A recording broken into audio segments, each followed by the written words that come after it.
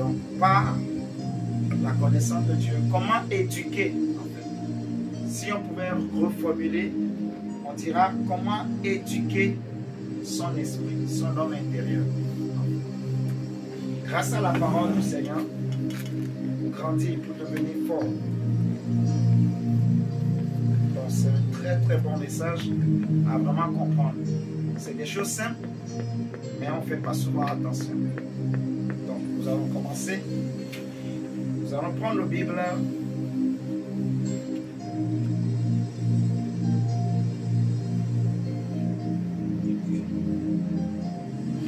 Prenons le psaume 63.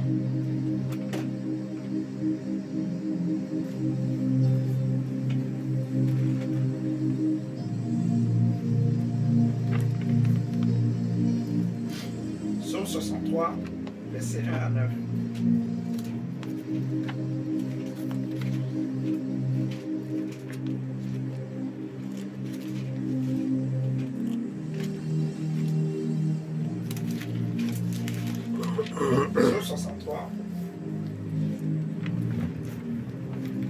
Psaume 63, le verset 1 à 9. Il est écrit: Ô Dieu, ô Dieu, tu es mon Dieu, je te cherche. Le verset, toujours le verset 2, il dit: mon âme a soif. Je vais lire la version. C'est courant. On a ma soif de toi. Ô Dieu, tu es mon Dieu, je te cherche. Mon âme a soif de toi. Mon âme a soif de toi. Comment faire grandir son homme intérieur? Il dit: mon âme a soif de toi. Dans la version française courant, on dit: tout mon être s'oublie après toi. Ok, dans une terre aride, desséchée sans eau. Ainsi, je te contemple dans le sanctuaire pour voir ta puissance et ta gloire. Car ta bonté vaut mieux que la vie. Mes lèvres célèbrent tes louanges. Je te bénirai donc toute ma vie. Je lèverai mes mains en ton nom. Mon âme sera rassasiée comme de mes grains et succulents. Et avec des cris de joie sur les lèvres, ma bouche te célébrera. Verset 7. Lorsque je pense à toi sur ma couche, je médite sur toi pendant les veilles de la nuit, car tu es mon secours, et je suis dans l'allégresse à l'ombre de tes ailes. Mon âme est attachée à toi. Je peux m'arrêter là. Donc, vous voyez, au verset 2, il dit: mon âme a soif de toi. Verset 7, il dit: lorsque je pense à toi sur ma couche, je médite sur toi pendant les veilles de la nuit. Comment faire grandir son homme intérieur? Un enfant, pour que l'enfant grandisse, on le sait, physiquement, il faut qu'il mange. Amen. Amen. Jésus dit dans Matthieu 4,4 que l'homme ne vivra pas seulement de pain, mais de toute parole qui sort de la bouche de Dieu. Mais pour que l'homme physiquement puisse grandir, il faut qu'il mange.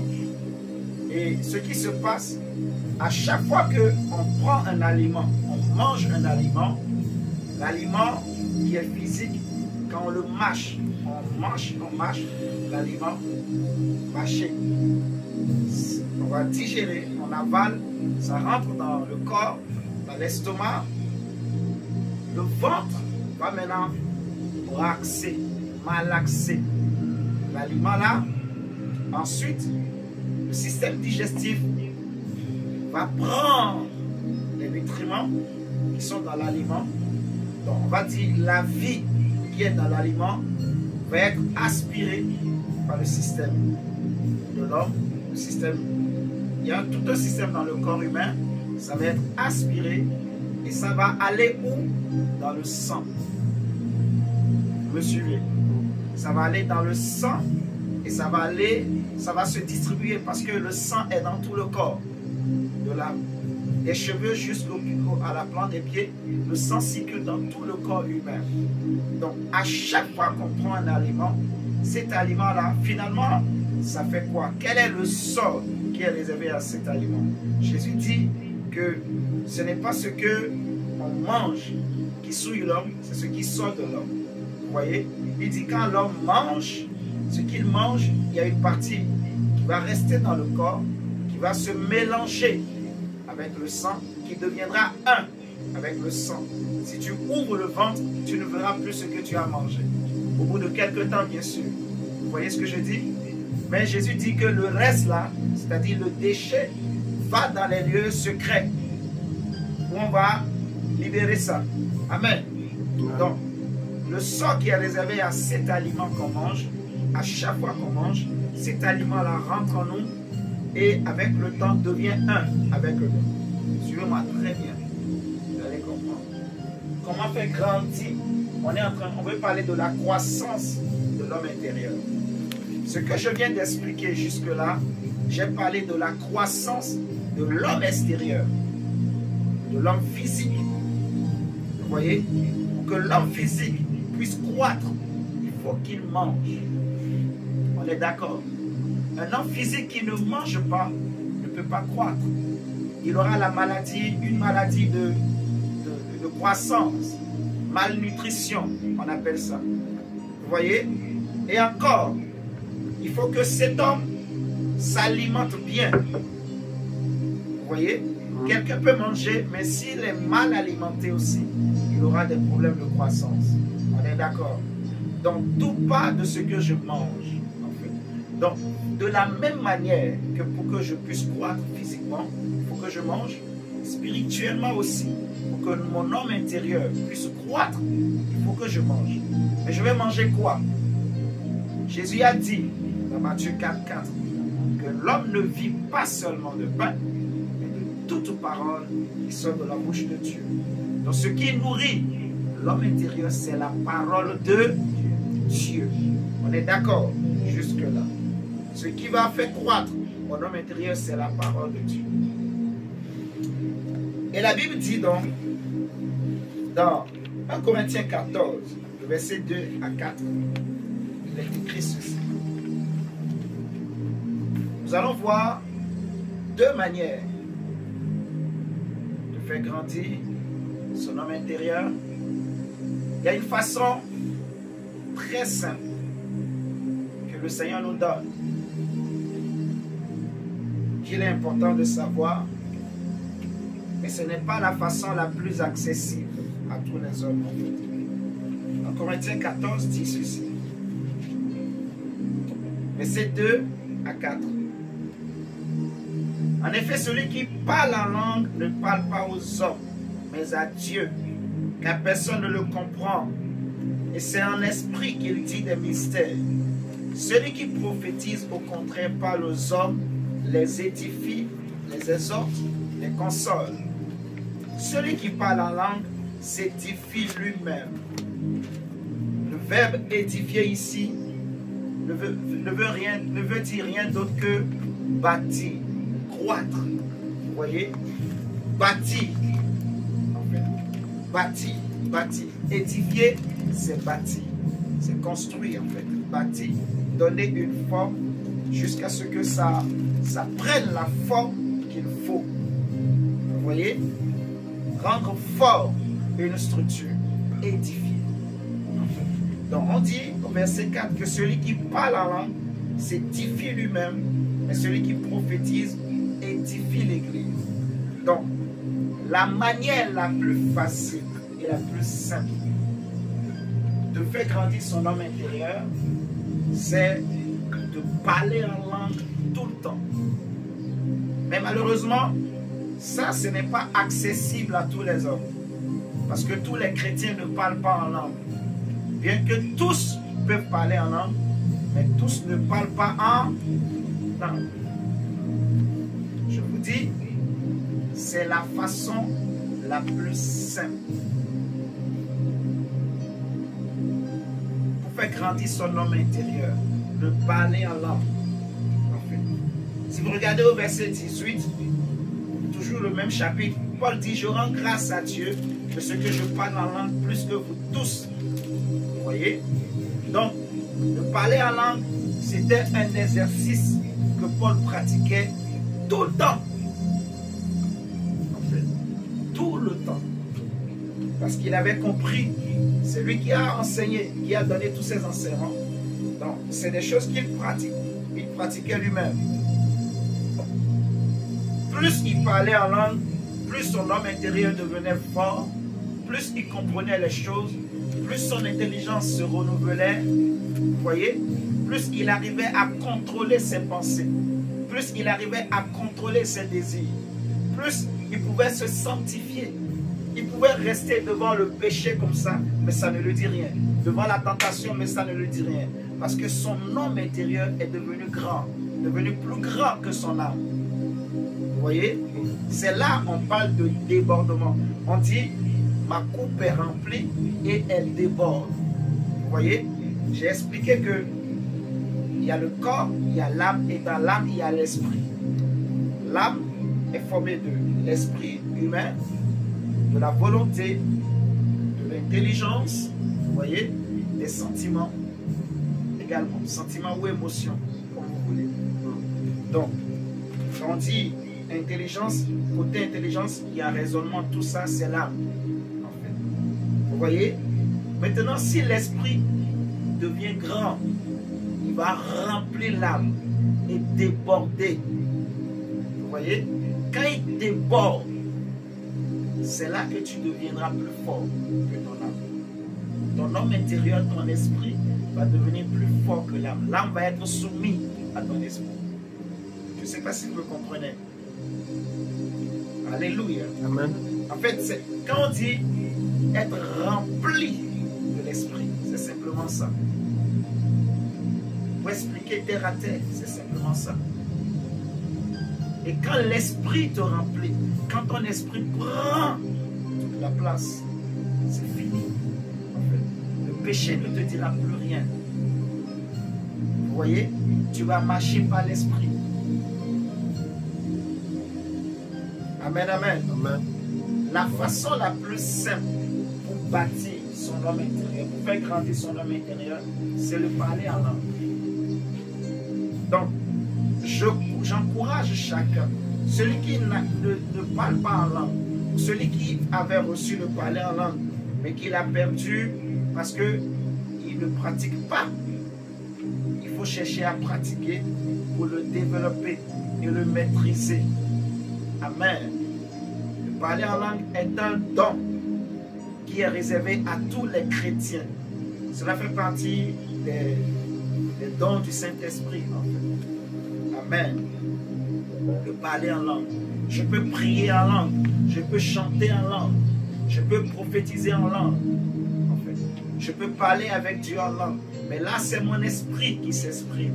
Et plus mon esprit s'exprime, la Bible dit que celui qui parle en langue, il ne parle pas aux hommes. Il parle directement à Dieu. Vous voyez?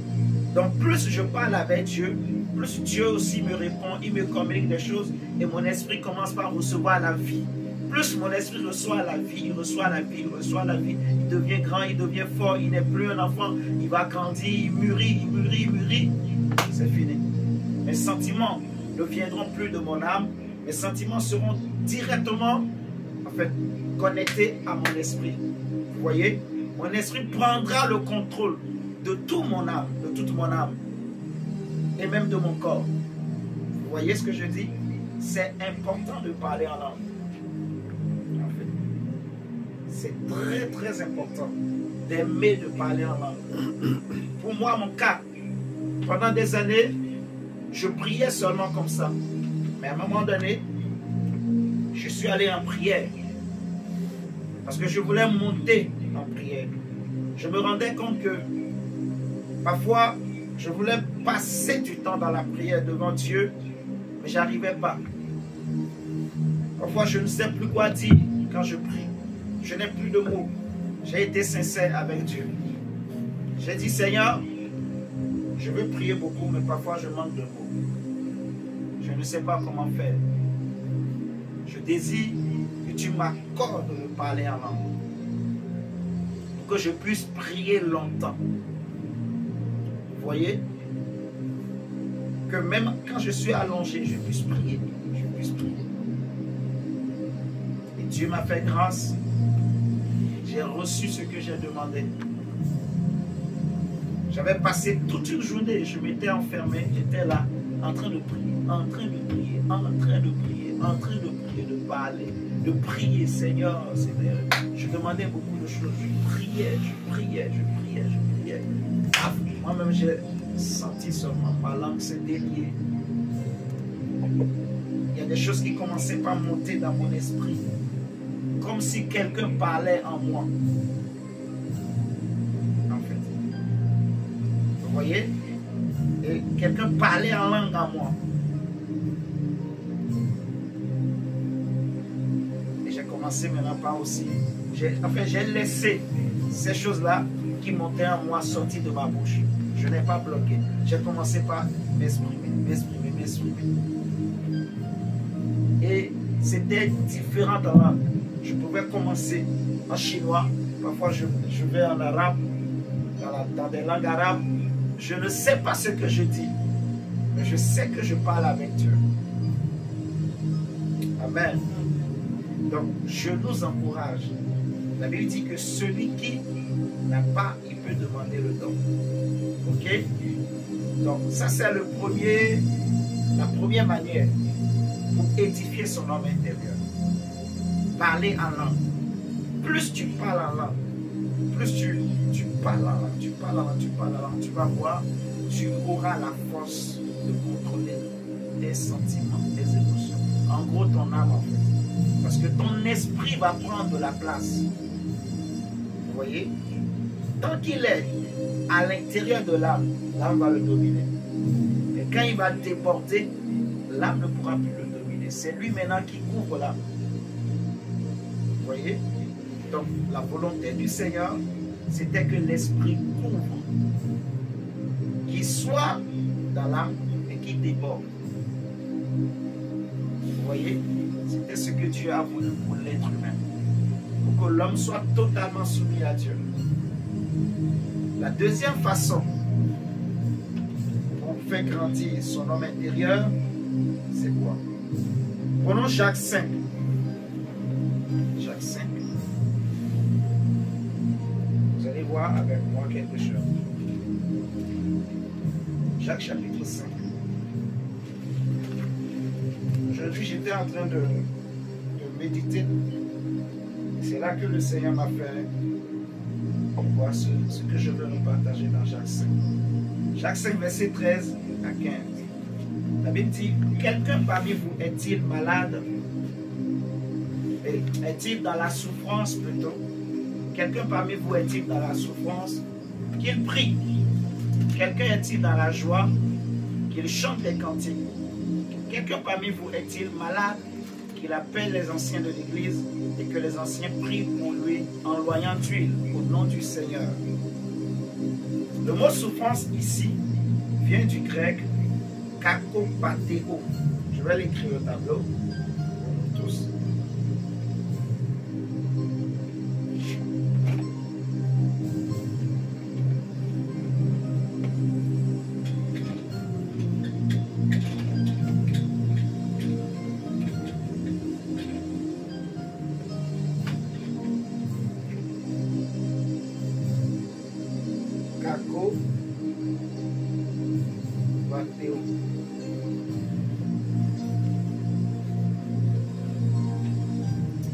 Kakopateo. Et ça veut dire souffrance.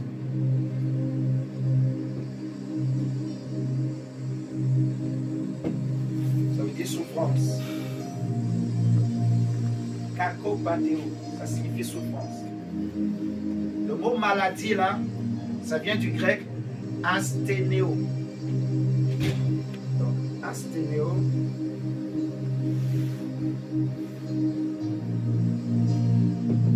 Ça qui veut dire malade.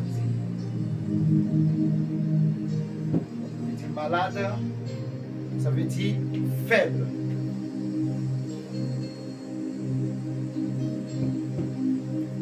Faible, sans force impuissant.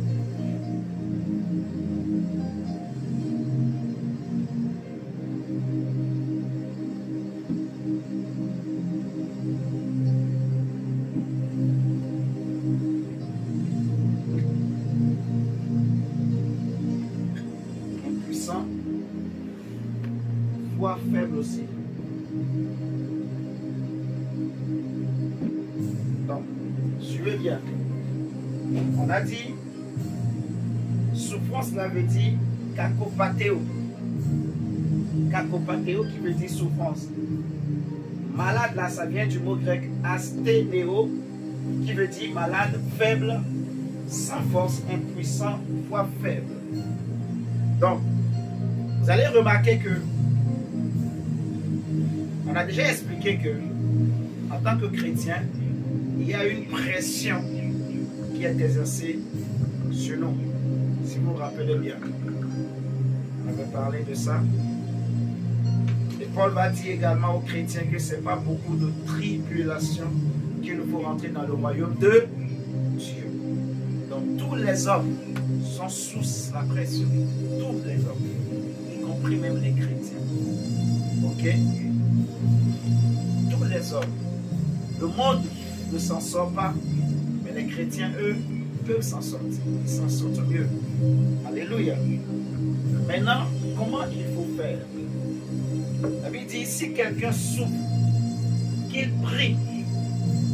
Et celui qui est malade, qu'il appelle les anciens, pour que les anciens prient pour lui. Amen, amen. Pour la simple raison que la souffrance, ça touche l'âme. C'est le domaine de l'âme. Suivez-moi très bien. Mais la maladie, ça touche le corps. Suivez bien. La maladie, ça touche le corps. On dit celui qui souffre dans son âme, qu'est-ce qu'il doit faire? Il doit prier. Mais nous, quand nous souffrons dans notre âme, on fait quoi? Soit on se décourage, soit on devient pensif. Vous voyez? Pensif, donc, ce que le monde appelle souvent, en fait, il va craquer. Il craque. Donc, tellement qu'il réfléchit, la tête chauffe. Vous voyez?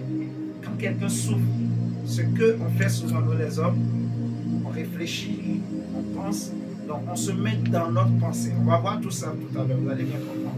Donc on pense au problème, on réfléchit, parfois on se met en colère, vous voyez, on se met en colère, on s'attriste, on nourrit ces choses et ça grandit en nous. Et ça ne fait que détruire l'âme.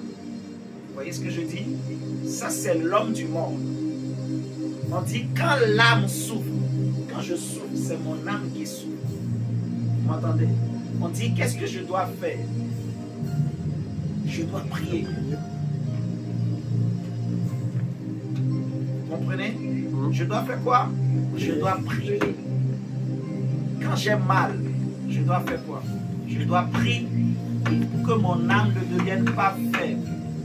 Parce que quand je deviens faible, c'est que la souffrance est rentrée maintenant dans le domaine du corps. Je ne sais pas si vous voyez. Je souffre, c'est d'abord au niveau de l'âme. J'ai mal. Vous voyez? J'ai mal. Je souffre au-dedans de moi. J'ai mal. J'ai mal. Qu'est-ce que je dois faire? Je dois prier. Prier, implorer la grâce de Dieu.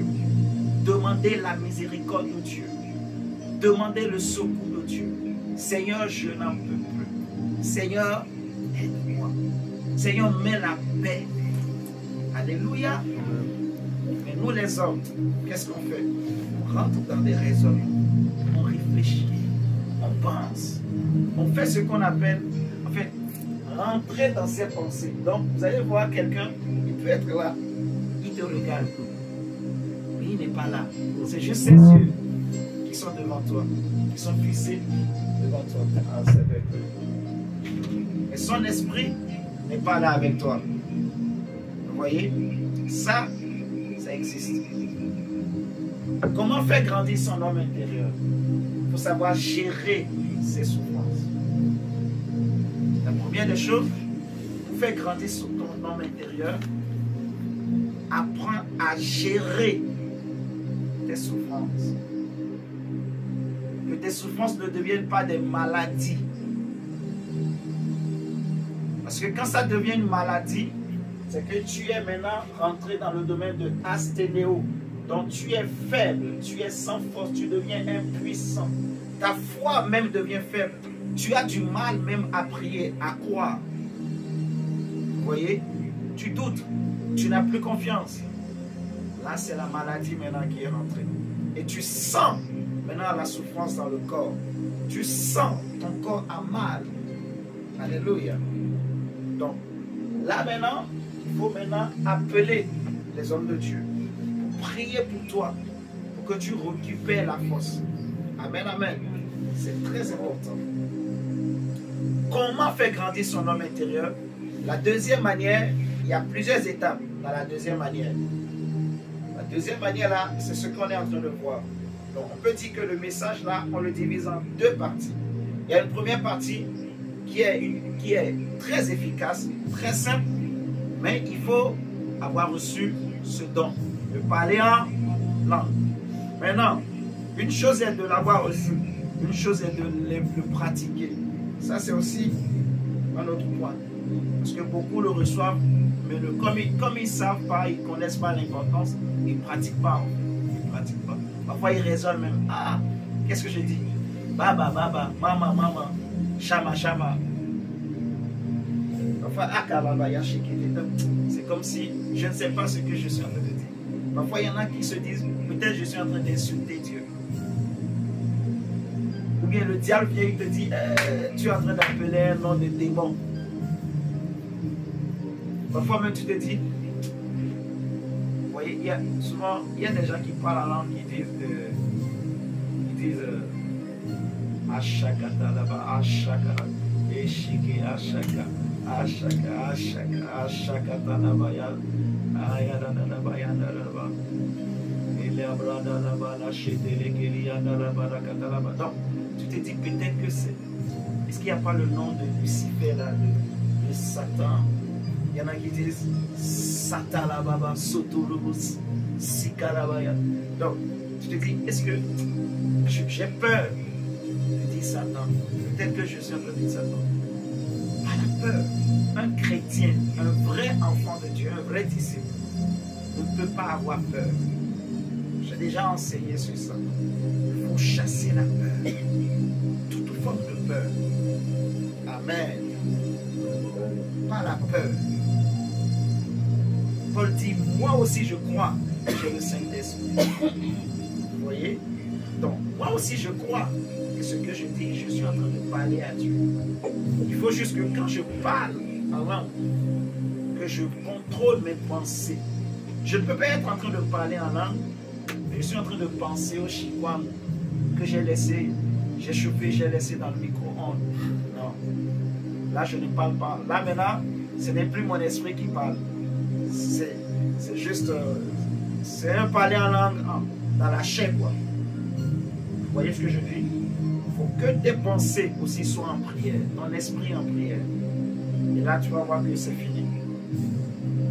Plus tu fais, tu pratiques comme ça, tu es en train de monter, tu es en train de monter. Ton homme intérieur est en train de grandir. La deuxième façon, le grand 2, c'est ce qu'on est en train de voir. Donc, dans le grand 2, c'est ce qu'on appelle la méditation, en fait,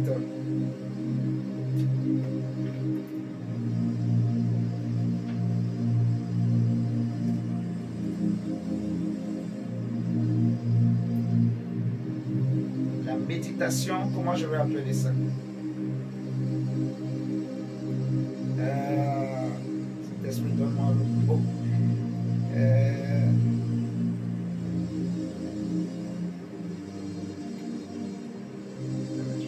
Ça va me revenir. Ça va me revenir. La première façon, j'ai dit le parler en langue. La deuxième façon, c'est la méditation transcendantale. Transcendantale. Voilà. Méditation transcendantale. Donc, transcender. Quand on dit dans le mot transcendantal, ça veut dire transcender. Ok. Je vais vous donner un exemple. Quand je prends un verset de la Bible, et on dit par exemple que tout ce qui respire loue l'Éternel. C'est ce qui est écrit en Psaume, je crois, 150. Par là. Tout ce qui respire loue l'Éternel. Il y a un psaume qui dit: vous les anges qui êtes puissants en force et qui obéissez au son de la voix de l'Éternel. Vous voyez, je prends ces exemples par exemple et je suis en train de méditer, de penser à ça. Vous voyez, je pense à ça, je pense à ça. Qu'est-ce que ça veut dire? Qu'est-ce que ça veut dire? Donc mes pensées sont sur ça. Vous voyez, à force de fixer mes pensées sur ça, vous allez voir que sans m'en rendre compte, je vais aller quelque part. Je transcende. Je ne sais pas si vous comprenez.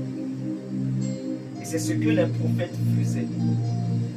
C'est ce que les hommes du passé faisaient. C'est ce que d'ailleurs beaucoup de gens font à notre époque. Les chrétiens qui sont expérimentés le font. Parfois, il y en a qui le font inconsciemment, sans le savoir. En fait, la méditation, c'est ça la méditation. C'est de prendre la parole de Dieu et de la fixer dans tes pensées et de réfléchir à ça, de penser à ça, de murmurer ça en toi-même. Vous voyez ce que je suis en train de dire? Je vais vous donner des versets tout à l'heure et vous allez bien comprendre. C'est ça, en fait, la méditation transcendantale. Mais pour arriver à bien le faire, il faut déjà que tu arrives à contrôler tes souffrances. Parce que, on va voir, en fait, il faut arriver à contrôler tes souffrances, tes pensées. Mais pour arriver à contrôler les pensées, il faut arriver à contrôler tes souffrances. Je ne sais pas si vous comprenez. Dans le mot souffrance, ne voyez pas seulement la douleur. Dans le mot souffrance, il y a tout ce qui te fait mal. Donc la colère, vous voyez, la peur.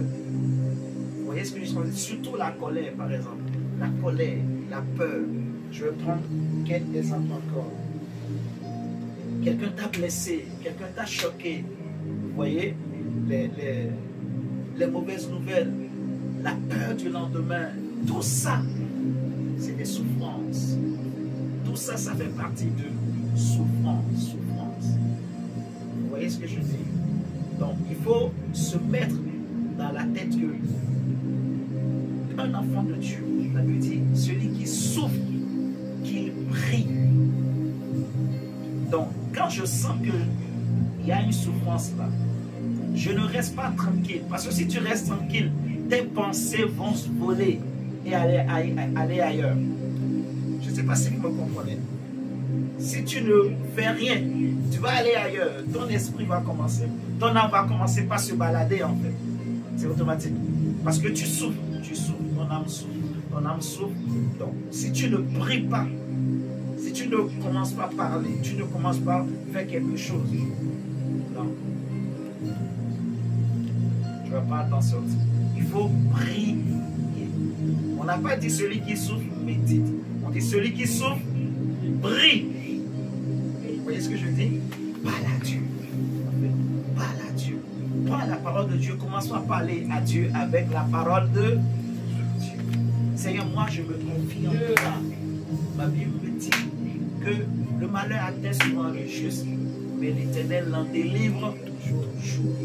Tu as dit dans ta parole, ne vous inquiétez de rien, mais en toute chose, faites connaître à Dieu tous vos besoins par des prières, des supplications. Donc, tu penses à ça. Tu penses à ça. Seigneur, c'est pour cela, je ne m'inquiète pas. Tu as dit, ne vous inquiétez de rien.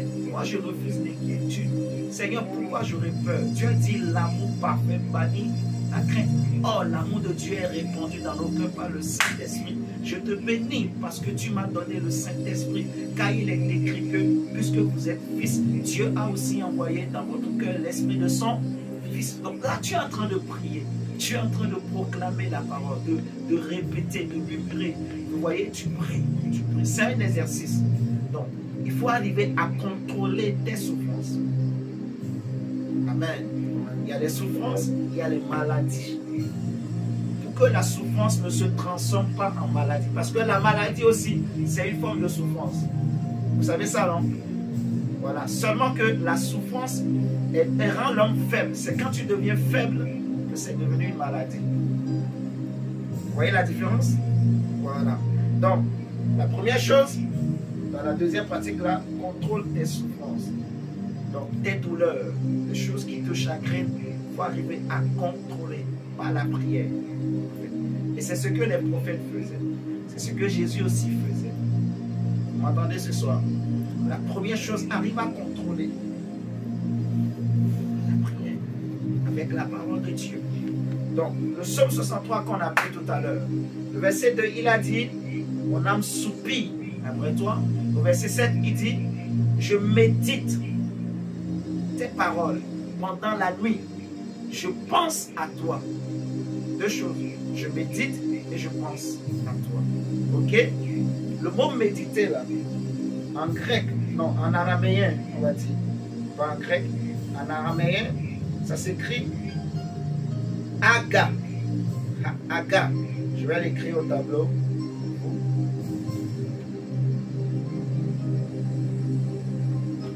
Aga.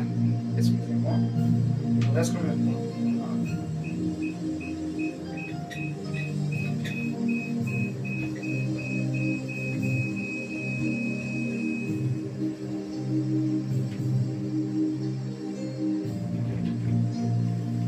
Aga.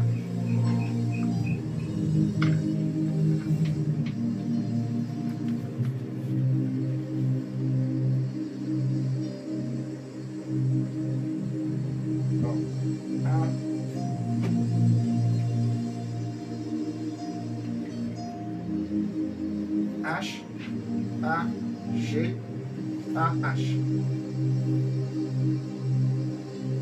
Aga. Et ça veut dire méditer, penser,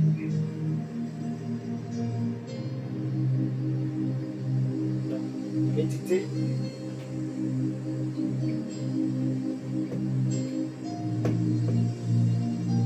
penser, je vais l'écrire.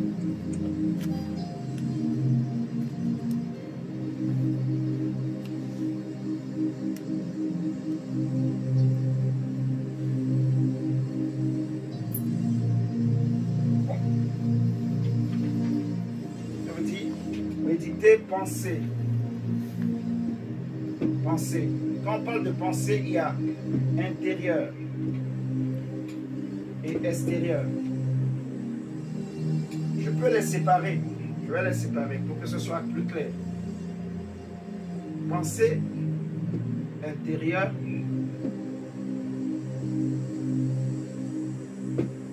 Ça veut dire aussi pensée extérieure.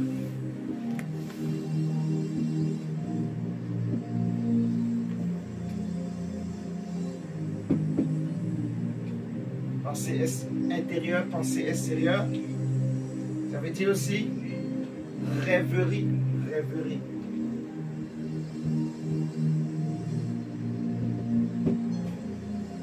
Rêverie. Ça veut dire aussi célébrer, annoncer, publier, proclamer. Vous voyez?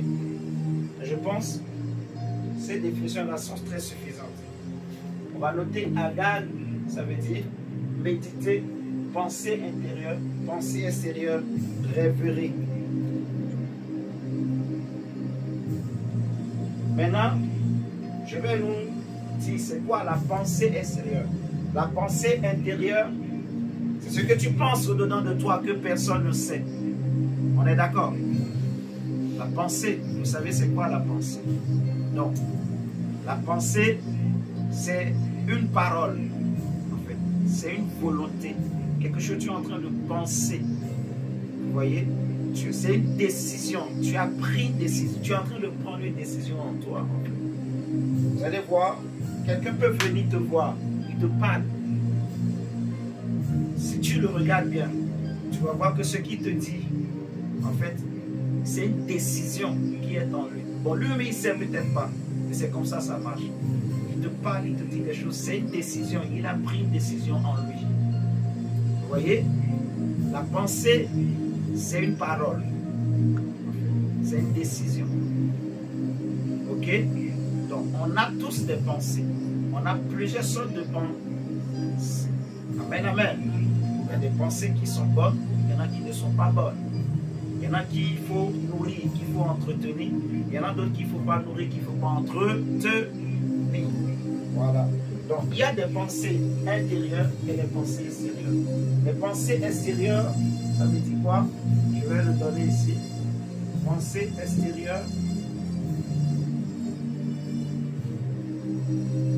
Ça veut dire vocalisation de la pensée. C'est la vocalisation. Pensée extérieure, c'est la vocalisation. Vocalisation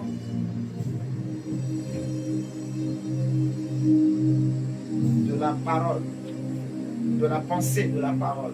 Je vais l'écrire comme ça. Vocalisation de la pensée, virgule, de la parole. Pensée extérieure, c'est vocalisation de la pensée, de la parole. Donc, méditer dans l'Ancien Testament, là, ce verbe-là, ça veut dire méditer, qui veut dire en fait pensée intérieure et pensée extérieure. Ça veut dire aussi rêverie. Vous voyez? On a souvent une expression qu'on utilise, on dit il est dans ses pensées. Vous voyez? Il est dans ses pensées. Souvent, vous allez voir que très jeune, bon, peut-être ça vous arrive aussi même avec eux, on a grandi aujourd'hui. Parfois, tu peux être là, tu es seul sur ton lit, mais tu penses à des choses. Tu ne fais aucun bruit. Tu es juste là allongé. Ou tu es juste assis ou assise sur ton salon. Dans ton salon, la télé peut être allumée, mais toi, tu es en train de penser. Tu as un problème, tu as quelque chose à faire et tu penses, tu réfléchis. Tu es en train de chercher une solution. Vous voyez? Et tu peux être là, tu commences par penser. Et quelqu'un peut rentrer. Tu ne sais même pas que quelqu'un est rentré. Vous voyez ça, non? Ça vous arrive. Ça arrive à tout le monde. En fait, tu es dans tes pensées. Tu as les yeux ouverts, mais tu es comme en train de rêver. En fait, tu es en train de méditer. Tu es rentré dans une méditation transcendantale. Je ne sais pas si vous comprenez. Donc, c'est quelque chose que nous pratiquons. Mais on ne le sait pas. On n'en est pas conscient. Maintenant, la différence, c'est que tout ça, c'est des exercices qu'il faut faire avec la parole de Dieu. Vous voyez ce que je dis? En faisant ça avec la parole, tu vas voir que l'Esprit de Dieu, la vie qui est dans ces paroles, va être libérée en toi, en fait. Parce que n'oubliez pas, la Bible, c'est les Saintes Écritures. Vous voyez? Ce qui est saint, ce n'est pas la Bible. Vous voyez? Ce qui est vie, ce n'est pas la Bible. On est d'accord? Mais c'est la parole. La parole, ce n'est pas le logos. La parole, c'est la vie. Amen, amen. Donc, dans la Bible, dans les Écritures, il y a une vie. C'est cette vie-là qu'on appelle la parole ou la pensée de Dieu. Comme Paul dit dans 1 Corinthiens 2 que nous avons la pensée de Christ, la parole de Christ. Ok? Donc, en méditant la parole, regardez par exemple, on a pris le psaume 63. Le Seigneur dit à Josué, dans Josué 1, verset 7 à 8, regardez Josué 1. Comment faire grandir son homme intérieur? Il faut arriver à contrôler tes souffrances. Deuxièmement, il faut apprendre à méditer la parole de Dieu. Donc, à penser à la parole, intérieurement, à penser sur la parole, quoi. Et à maintenant la vocaliser aussi. La vocaliser aussi. Regardons d'abord Josué 1. Et jusqu'à ce que tu commences par rêver.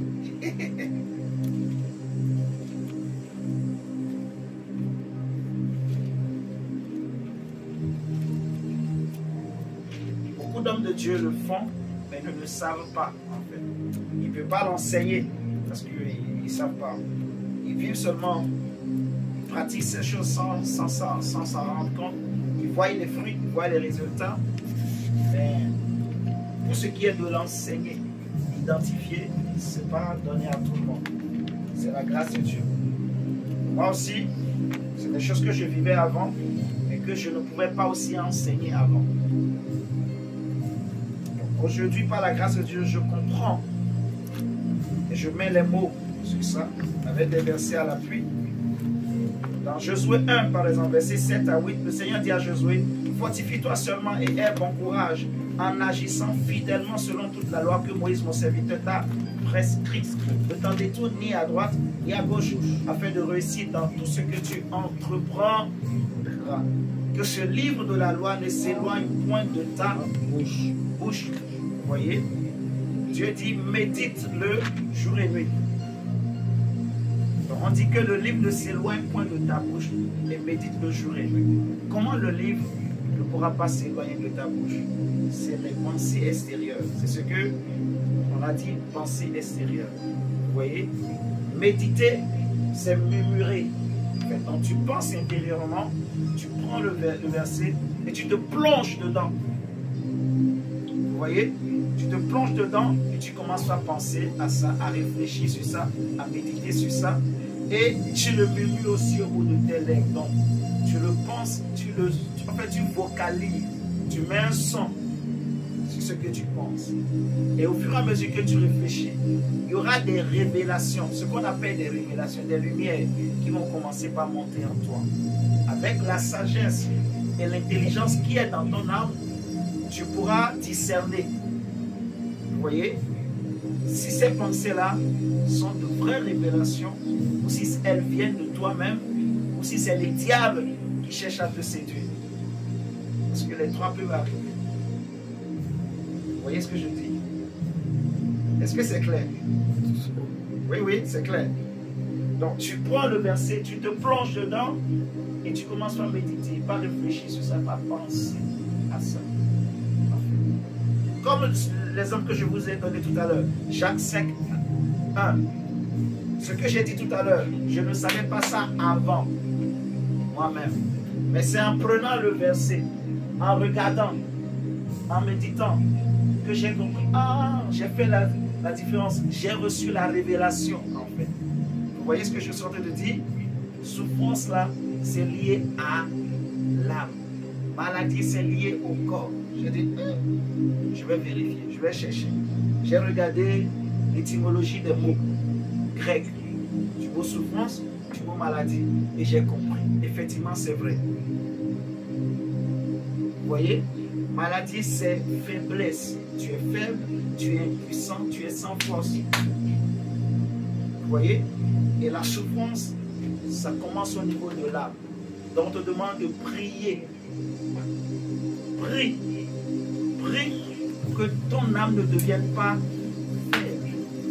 Vous voyez ce que je dis? Parce que si tu es faible, tu ne pourras plus vaincre. Le problème n'est plus seulement souffrance. Il est devenu maintenant maladie.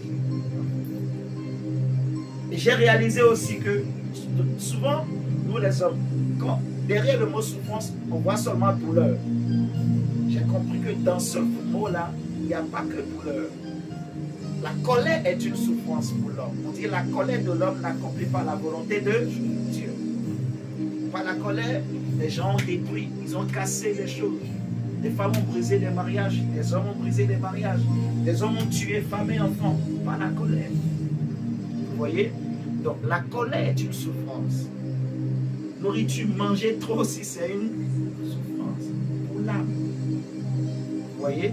Donc, tout ce qui peut être source de douleur d'inquiétude, c'est une souffrance pour l'âme. Manque d'argent, c'est ton âme qui va souffrir. Parce que tu vas commencer par t'inquiéter. Quand il n'y a pas l'argent, et le bailleur commence à te mettre la pression, où les enfants disent, maman, maman, on a faim.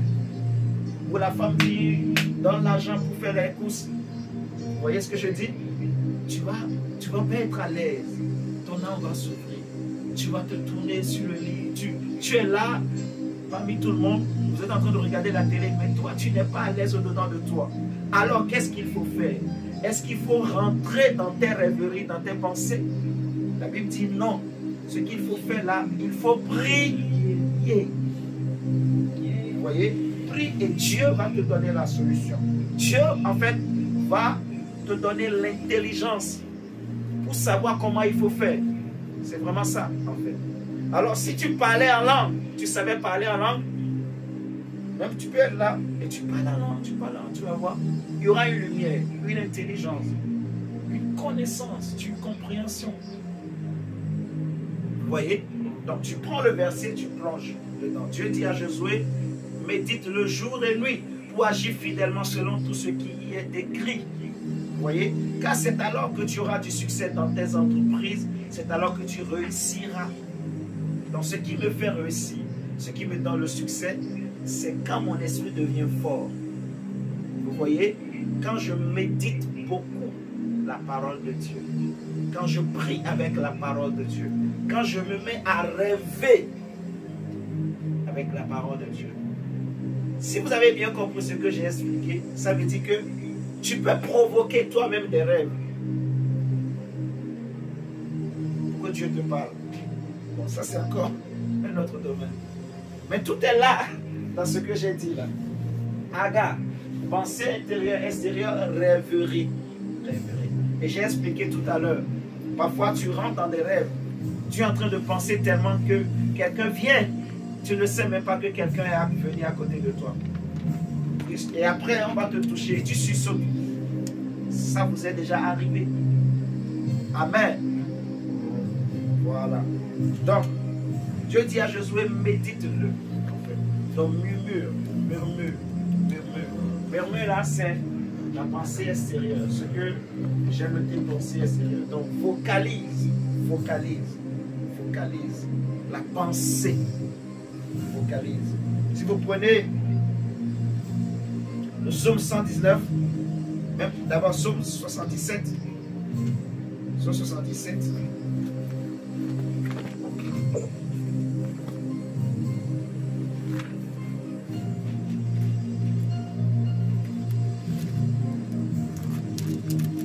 verset 1 à 5 dit, vous pouvez lire jusqu'au verset 13, moi je vais m'arrêter jusqu'au verset 5. Il dit, ma voix s'élève à Dieu et je crie.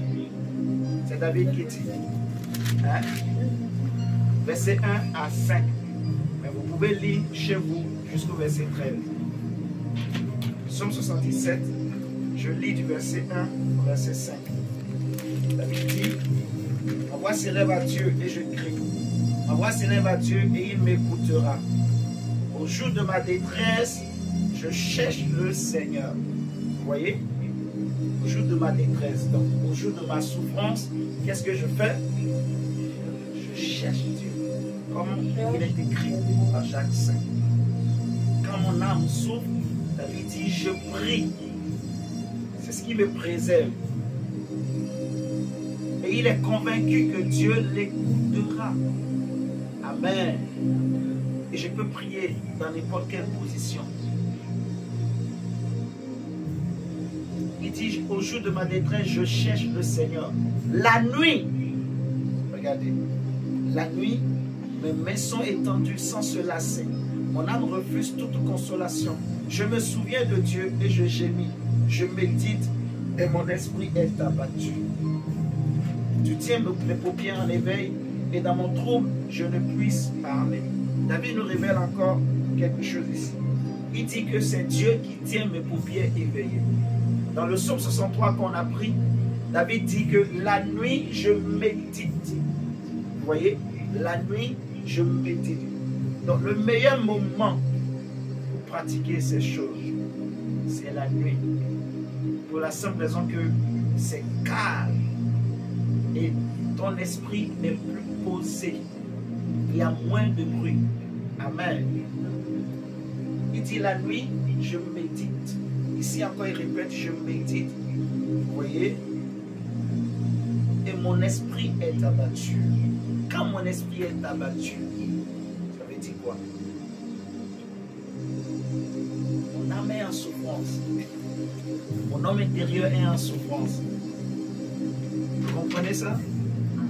Je suis abattu au-dedans de moi. C'est que mon homme intérieur est en souffrance. Qu'est-ce que je dois faire? Je dois prier. Je dois prier. Il dit au verset 5, tu tiens mes paupières en éveil. Donc parfois ça nous arrive, mais on ne fait pas attention. La nuit, tu as du mal à dormir. Mais on cherche toujours des raisons. C'est parce que je suis resté trop devant la télé, ou parce que je suis trop stressé, j'ai pas trop mangé. On a beaucoup de... On cherche des raisons pour expliquer, en fait, pourquoi je n'ai pas sommeil. Vous voyez? Mais David est en train de dire ici, en fait, que la nuit, parfois, je n'ai pas sommeil parce que Dieu veut que je prie. Il dit, c'est toi qui tiens mes paupières en éveil. Parce que tu veux que je prie. Amen. Donc je dois prier. Parfois quand je n'ai pas sommeil la nuit, prie. Tu n'as pas sommeil parce que il y a quelque chose qui vient abattre, qui fait que ton esprit est abattu, ton âme est abattue. Prie. Ne reste pas là en train de réfléchir. Tu as fait du mal à toi-même. Vous comprenez? Et tu risques de prendre de mauvaises décisions. Amen. Donc, il faut prier. David dit, je prie. Tu tiens mes paupières en éveil. Donc, comment faire pour nourrir son homme intérieur?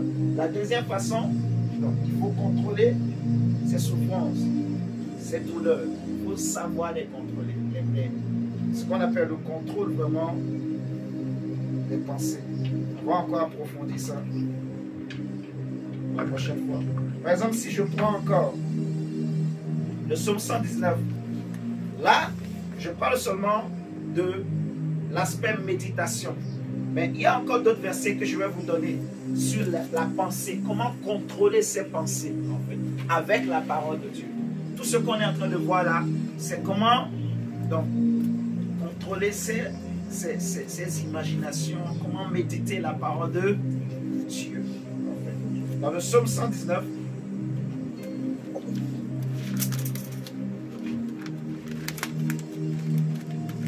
psaume 119, verset 14.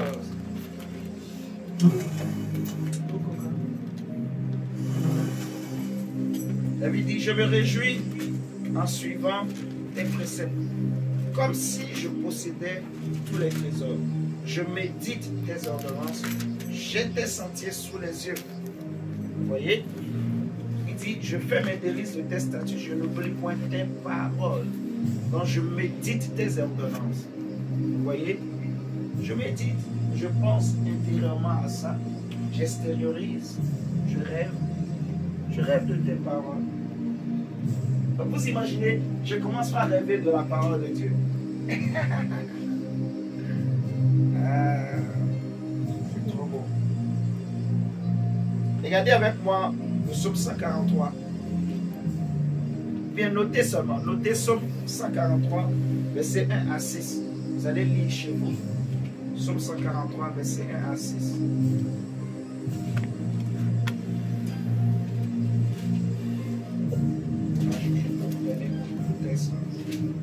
Psaume 143, verset 1 à 6.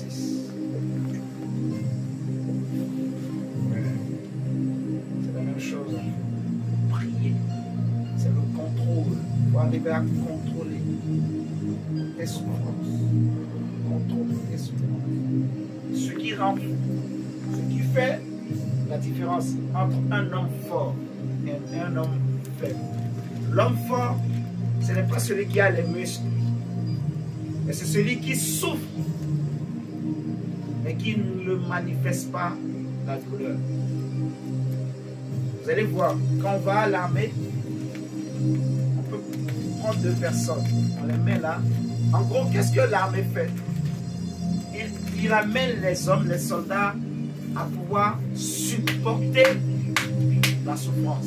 Plus tu es capable de supporter la souffrance, plus tu es un bon soldat. Vous savez ça, non? Amen. C'est ça l'armée, en fait. Et les hommes forts, c'est comme les boxeurs ou ceux qui font des arts martiaux. En fait, ceux qui sont forts, c'est ceux qui sont capables, malgré qu'ils reçoivent les coups, mentalement, ils avancent toujours. Ils sont toujours violents, ils sont toujours brutaux, ils veulent toujours attaquer, ils pensent toujours qu'ils peuvent gagner, malgré qu'ils reçoivent beaucoup de coups. Vous voyez, comme le deuxième combat entre le Britannique là et comment ils appellent, l'Ukrainien là, qui a eu lieu le week-end, le samedi. Ouais. Toi, tu ne regardes pas. Moi, je regarde un peu toutes ces actualités. La boxe, des poids lourds. C'était 2 poids lourds. Le Britannique, il pèse plus que l'Ukrainien. Et il est connu pour être fort. Il cogne bien. Mais l'Ukrainien, c'est un homme vraiment léger. Donc, la souffrance de l'Ukraine, tout ça, là, ça fait que il est mentalement, il est blindé. Tu lui donnes des coups pas, il est là pour gagner.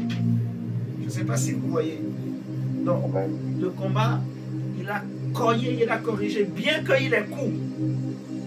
Mais malgré que le Britannique donnait des coups, il a réussi à esquiver, éviter, à lui donner des crochets. Il a gagné. Vous voyez, il est fort. Donc celui qui est fort, ce n'est pas celui qui a les muscles, c'est celui qui est capable de supporter les souffrances. Un homme fort, c'est celui qui, quand il passe par la vallée de l'ombre de la mort, il ne craint aucun mal. Un homme fort, c'est celui qui, même si les grandes eaux débordent, il n'est pas inquiet. Même si on le jette dans la fosse au lion, il ne s'inquiète pas. Même si tu le fais passer par le feu, cela ne le brûle pas. C'est ça l'homme fort. Donc il supporte. Il a atteint un niveau où la douleur, la souffrance, il ne lui dit plus rien. Vous voyez ce que je dis? Donc, il faut être capable de contrôler. C'est comme ça les grandes entreprises, les grands directeurs des grandes entreprises, c'est des choses qu'on leur enseigne aussi. Mais eux, ils le font avec une autre force. Mais là, ce que je vous dis, c'est biblique. Vous comprenez ça? C'est biblique. Ce que Dieu nous demande, nous, c'est de contrôler ta douleur, ta souffrance, par la prière. Et la prière par la parole de Dieu. Donc, je vais vous donner d'autres versets sur la pensée, comment gérer ses pensées. Vous allez noter. Donc, la deuxième partie, là, le grand 2 là, je vais le diviser en 3 parties. Comment faire grandir son homme intérieur? Deuxième façon, c'est le grand 2.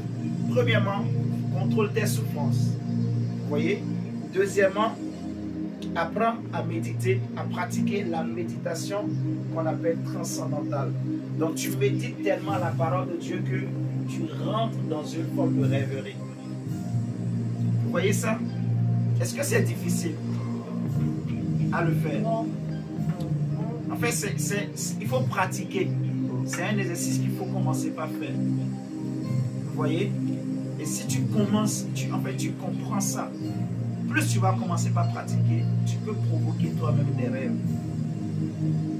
Je ne sais pas si vous comprenez. Tu peux commencer par voir des anges. Parce que imagine que tu prends des versets qui parlent des anges et tu commences à méditer ça. Tu penses et tu ne penses pas à prononcer ça. Et tu es là, tu réfléchis jusqu'à ce qu'un petit sommeil te prend. Tu peux commencer par voir des anges. Vous voyez ce que je dis? Tu vas commencer par imaginer des anges. Dieu va te montrer des formes des anges. Et plusieurs parmi nous ont reçu des visitations des anges, mais on n'a pas su que c'est des anges. Je vais vous choquer. savez, les descriptions des anges dans la Bible, la plupart des descriptions dans la Bible, bon, ça c'est un autre enseignement, mais c'est un bonus que je vous donne, que vous compreniez. Si vous prenez l'exemple du prophète Ézéchiel, les anges qu'il a vus, ils n'avaient pas des formes jolies à voir. Ils avaient des aspects bizarres. Quand tu le vois, tu vas fuir. Tu diras que ce n'est pas Dieu. Si c'était peut-être toi ou moi qui étais Ézéchiel, cette vision que Ézéchiel avait eue, il risquait de douter. J'allais dire que ce n'est pas Dieu, que ça, ce n'est pas des anges. Je ne sais pas si vous comprenez, parce qu'ils n'ont pas une forme que mon âme accepte. Vous voyez? Ils n'ont pas une apparence, en fait, qui colle avec, en fait, la logique humaine.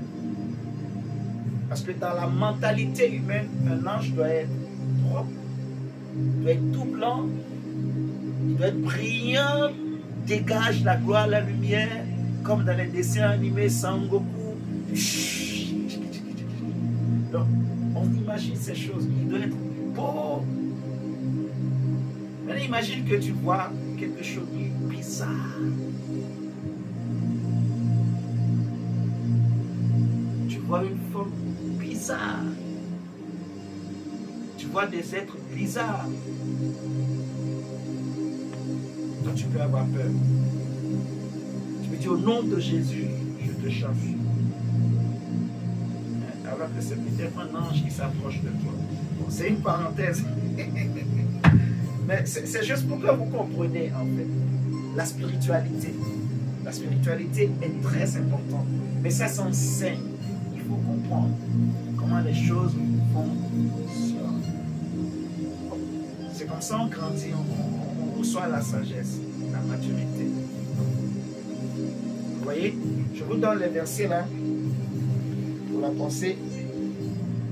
Donc, petit B, méditation transcendantale.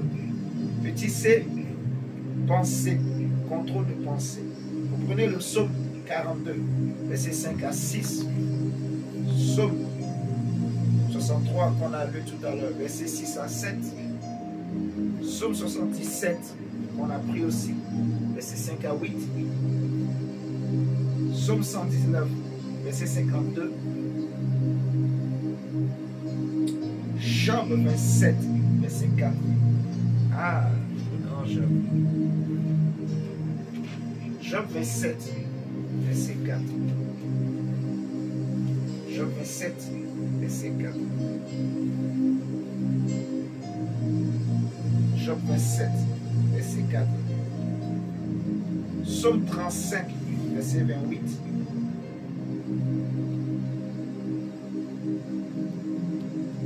Psaume 71, verset 24. Psaume 77, verset 12 et 13. Donc, au niveau des pensées, il y a les pensées intérieures et les pensées extérieures. Tous les versets que je vous ai donnés là, ça parle de ça, en fait. Des pensées intérieures et des pensées extérieures. Vous voyez? Sachez que il y a aussi ce qu'on appelle les visions internes et les visions externes. Amen. En méditant, tu peux recevoir aussi des visions internes. Parfois, c'est aussi ce qu'on ne traduit pas, en fait, illumination. Les visions internes, c'est une vision, c'est une image que tu reçois au-dedans de toi. Comment que tu l'écris pour expliquer quelque chose. Avec le temps, on va expliquer, vous allez bien comprendre. Ok.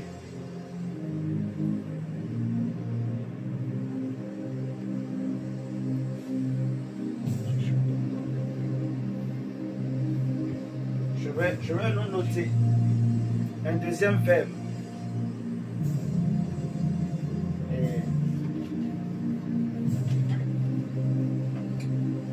noter un deuxième verbe et après on va s'arrêter là. En fait, l'enseignement d'aujourd'hui, c'est vraiment la pratique. La pratique. Comment faire grandir son homme intérieur par la pratique. Il y a aussi des tests dans 1 Pierre 2, versets 1 à 2. Notez ça aussi. Bon, on a dit, on a fait un grand temps. Parler en langue. J'ai écrit PLA. Grand 2. Donc, grand 2. Bon, ici, je vais dire. Première façon. Parler en langue. Deuxième façon. Petit a. Contrôle. Souffrance. Petit b. Méditation.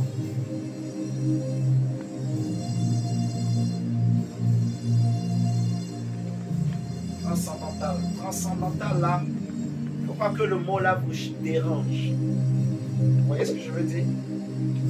Transcendantal, ça veut dire que ce n'est plus physique quoi. Ça devient spirituel. Tu as transcendé. Tu as quitté la dimension physique pour rentrer dans une autre dimension.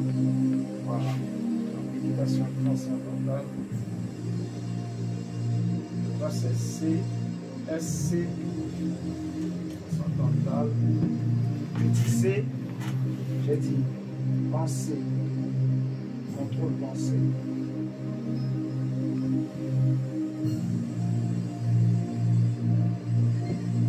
Petit D, contrôle désir.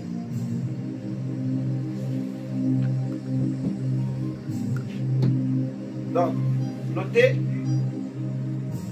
ici, on va noter 1 Pierre 2, verset 1 à 2, et Colossiens 3, verset 1 à 4,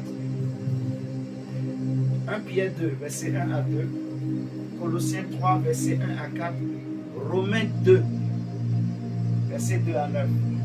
Romains 2, verset 2 à 9. Romains 2, verset 2 à 9.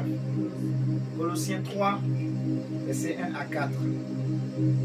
Donc, pour le contrôle des désirs, on a 1 Pierre chapitre 2, verset 1 à 2. Colossiens chapitre 3, verset 1 à 4. Romains chapitre 2, verset 2 à 9. Et Philippiens chapitre 4, verset 8 à 9. Philippiens 4, verset 8 à 9.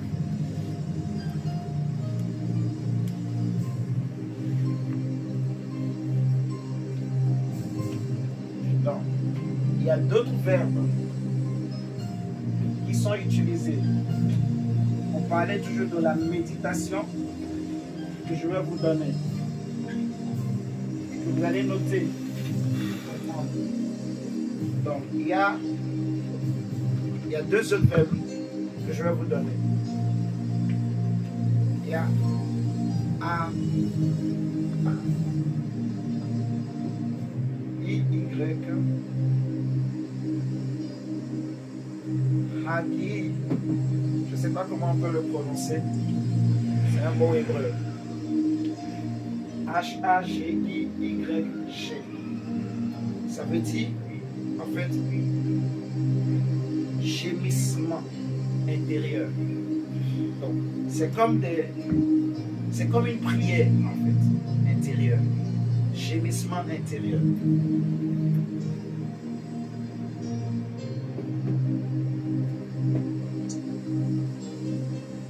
C'est en quelle langue mon évangéliste? Hein? C'est en quelle langue? C'est en hébreu ou en grec? Non, non, c'est pas en grec, c'est en hébreu. H, A, G, I, Y, G. H, A, G, I, Y, G. H-A-G-I-Y-G. Là, j'ai fait dans le portail. De toute façon, là, je le dis, je ne vois pas. Non, gémissement intérieur. Ensuite, chuchotement, rêverie.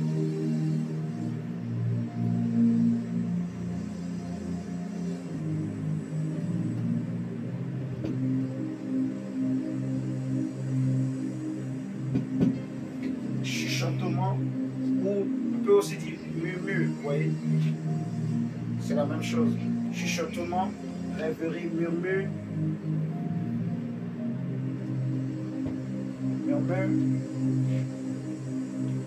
Donc, pensée intérieure, agitation du cœur. Ce mot-là veut dire tout ça. Pensée intérieure, comme on a vu tout à l'heure. Agitation du cœur.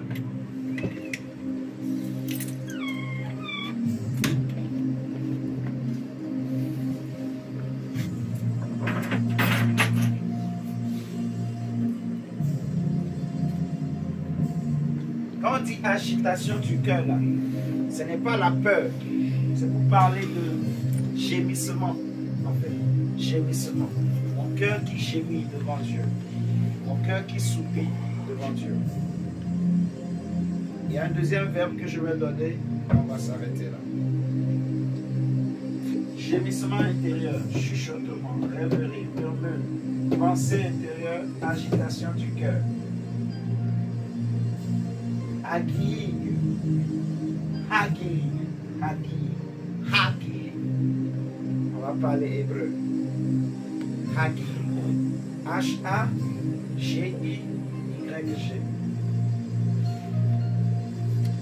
L'intérêt, en fait, de voir l'étymologie des mots, ça nous permet de mieux comprendre ce que les auteurs ont voulu dire. Ceux qui écrivaient la Bible, ils voulaient communiquer une connaissance, une pensée. Donc, quand on fait les traductions, on ne peut pas tout traduire. Vous voyez? C'est pour ça que l'étymologie des mots, ça nous permet de mieux comprendre. En fait, comment eux ils faisaient, c'est ce qu'ils pratiquaient. Si vous regardez même Nabucodonosor, Daniel va lui dire, tu étais sur ta couche et tu pensais aux choses qui vont venir. Et c'est là que tu as eu un songe. C'est là que tu as vu des choses. Parce que tu étais là, tu étais en train de réfléchir, de penser à l'avenir. Qu'est-ce que je serai demain? Mon royaume, et ainsi de suite. C'est là que tu as eu le songe. Vous voyez ce que je dis? C'est comme ça les prophètes faisaient. Même le Seigneur Jésus, en tant qu'homme, ce qu'il pratiquait, la méditation sur la parole de Dieu, le contrôle des souffrances, des pensées, des désirs, le contrôle, la maîtrise de ces choses, par la prière, par la méditation de la parole de Dieu, par la pensée de la parole, par la vocalisation de la parole. Amen. Un deuxième verbe, et on va s'arrêter là, qui s'écrit siach. Siach. Ça c'est bon, je peux effacer. Hein? Tout le monde a noté. Okay.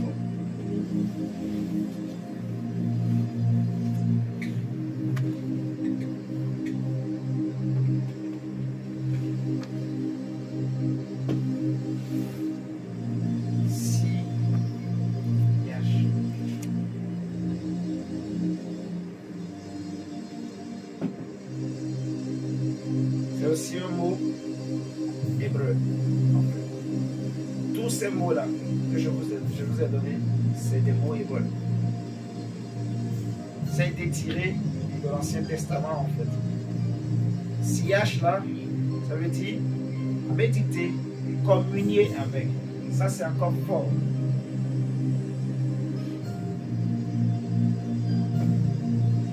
Méditer, ça veut dire communier avec.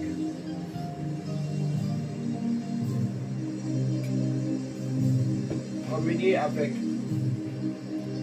Converser intérieurement. Communier avec. Converser intérieurement.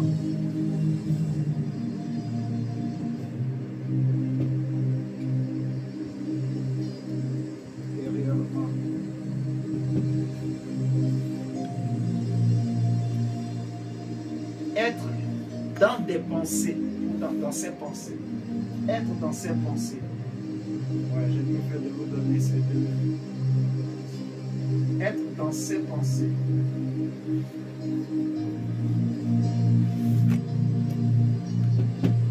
J'avais déjà expliqué ça tout à l'heure, mais je ne vous avais pas donné un mot qui signifiait ça. Et ça, vous pouvez le voir même dans le psaume 119, verset 15. Siach. Psaume 119, verset 15.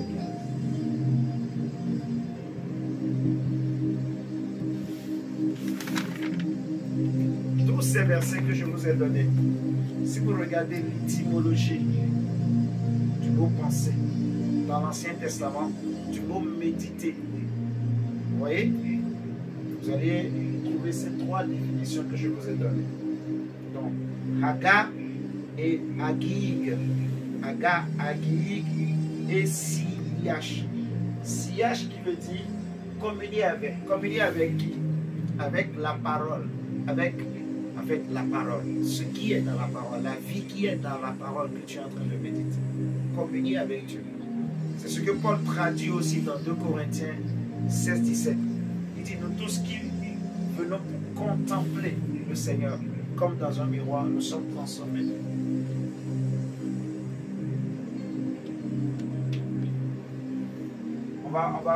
Là où vous avez noté méditation transcendantale, vous pouvez aussi dire ou méditation contemplative. Ouais. C'est aussi la même chose. Méditation contemplative. Méditation contemplative. C'est la même chose.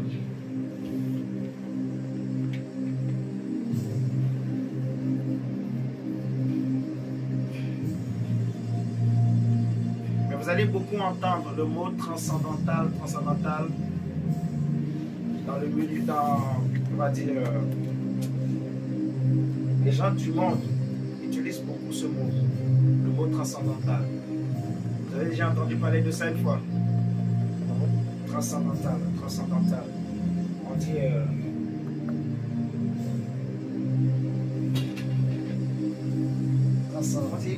il entre en transe. Par exemple, on dit il est rentré en transe. Les gens entrent en transe. Vous voyez?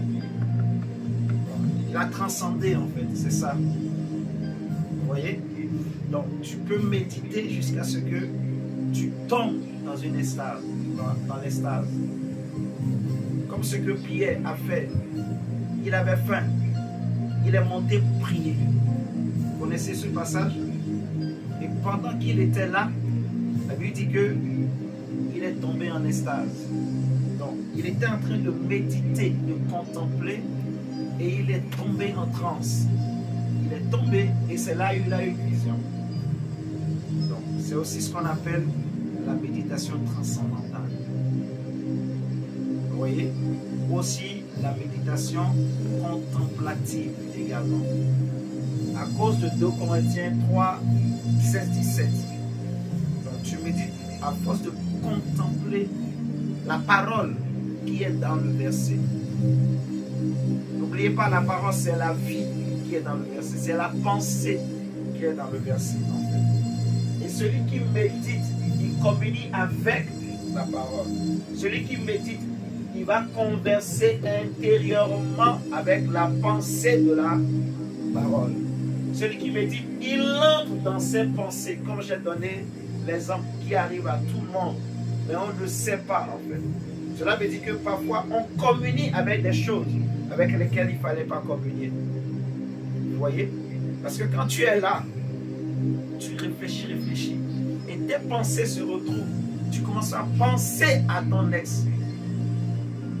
Tu commences à imaginer les formes que tu prenais ou qui prenait tu commences à penser des choses, tu es déjà comment, tu es en train de communier avec quelque chose. C'est pour ça que Jésus dit que celui qui regarde une femme et qui la convoite a déjà commis l'acte avec elle. Vous voyez? Parce que en fait la convoitise c'est quoi? C'est que tu as désiré, tu as regardé, tu as pensé à ça et tu as commencé par rêver de ça. Tu as tellement désiré. Donc tu as communié avec lui. C'est ce que Ève a fait. Vous voyez ce que je dis? Donc, sillage là, ça veut dire ça. Converser intérieurement, être dans ses pensées. Voilà. Donc je crois que j'ai tout donné. Je bénis le Seigneur. On a pu tout vu, on a tout vu, voilà. On a pu voir tout. Le message est divisé en deux parties. Il y a une façon très simple pour parler en langue. Mais je te conseille de chercher à pratiquer les deux. Tu parles en langue, ça ne suffira pas. Il faut aussi pratiquer ces choses. Réécouter, relire. Amen. Fidèle, tu as compris? Amen.